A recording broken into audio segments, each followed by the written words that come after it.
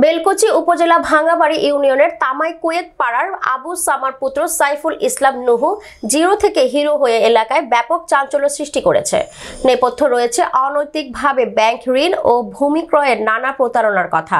এলাকা সূত্রে জানা যায়, সাইফুল ইসলাম নুহু তামাই খন্দকার পাড়ায় ফসলি জমি ক্রয় করে একের পর এক অনৈতিকভাবে বিদ্যুৎ চালিত পাওয়ার লুম ফ্যাক্টরি স্থাপন করেছে।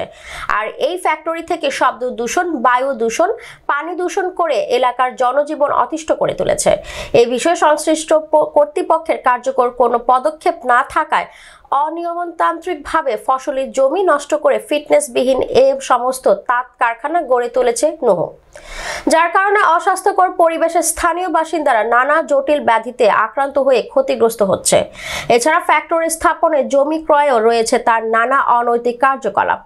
এ বিষয়ে খন্দকার সানোরা হোসেন জানান, তামাই মৌজার 180 খতিয়ানের 2223 দাগের এওয়াজকৃত 7.25 ডিসিমাল ভূমির যার নামজারি খারিজ খাজনা পরিশোধ করে দীর্ঘদিন থেকে ভোগ দখল চাষাবাদ করে আসছি।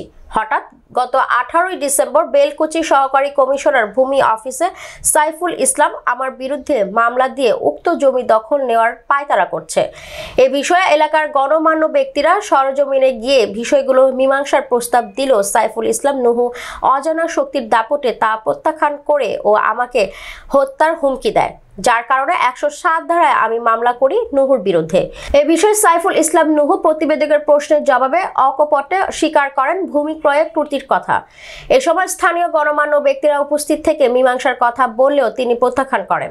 কোটি কোটি টাকা ব্যাংক ঋণ নিয়ে জিরো থেকে হিরো হয়ে এলাকার দাপটের সাথে চালাচ্ছে দাউদ টেক্সটাইল নামের কারখানার অনৈতিক কার্যক্রম, যা অনুসন্ধানে তদন্তের একের পর এক বেরিয়ে আসবে জিরো থেকে হিরো হবার রহস্য। আমার রেকর্ড সূত্রে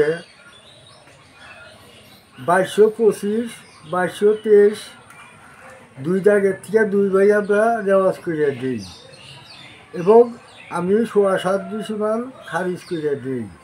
আমার খারিজের বিরুদ্ধে সাইফুল ইসলাম নুহু নিউজ কেস দেয়, দিয়ে ওই জায়গা দখল করার চেষ্টা করে এবং আমার বয়বৃত্তি দেয় বাধ্য আমি 107 ধারা কেস থাকবে।